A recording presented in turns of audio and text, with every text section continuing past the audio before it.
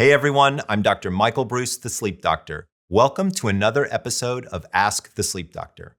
I'm on a mission to help people get the best sleep they can, and I love hearing from you.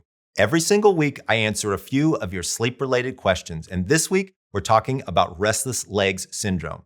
And please remember, this is not medical advice. I just don't have enough information on your personal case to be effective.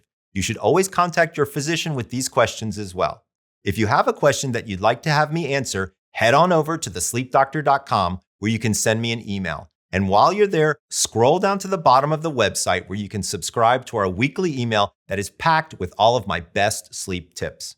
Our first question is from Chris, who writes, "Do you think a weighted blanket would be helpful in treating restless leg syndrome? I am desperate to find a solution for this nightly irritating problem."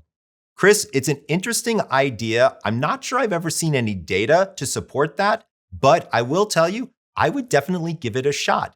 In many cases, one of the things we find is that weighted blankets help reduce anxiety. And if you're getting really irritated from that, it can be increasing anxiety, which we know can also increase RLS. So I would say give it a shot. You don't have anything to lose.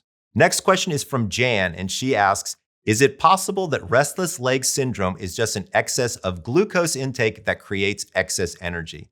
Gotta be honest with you, I've never heard that as a theory when discussing restless leg syndrome. If anything, there is a possibility that it could be a reduction in iron, a specific type of iron called ferritin. So one of the things you might want to ask your doctor about is, could you get an iron blood study looking at your ferritin levels? And if it's below 60, there may be a possibility, again, ask your doctor to get some iron supplementation, which could be quite helpful.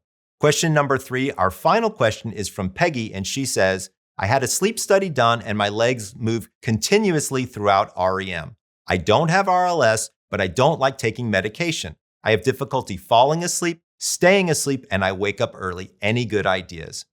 This sounds like quite a complicated situation. So what I would suggest is that you go back to your sleep doctor, and these are some of the questions you might ask. Are we sure that my legs are moving throughout REM sleep? As a fact, most people are what we call atonic during REM sleep, meaning they don't move a muscle. So if you're moving during that, it could be a sign or an indication of something different. If you're also having problems falling asleep, staying asleep, and waking up early, I would ask your doctor questions about, could you qualify as someone who might have some particular type of insomnia? Thank you all so much for all of your questions. Remember, if you have a question you'd like to see answered, visit thesleepdoctor.com/sleep questions. Also, be sure to subscribe to my weekly newsletter as well as my YouTube channel, where I'll be giving you the most current and relevant answers to your burning sleep questions. This is Dr. Michael Breus, the Sleep Doctor, wishing you sweet dreams.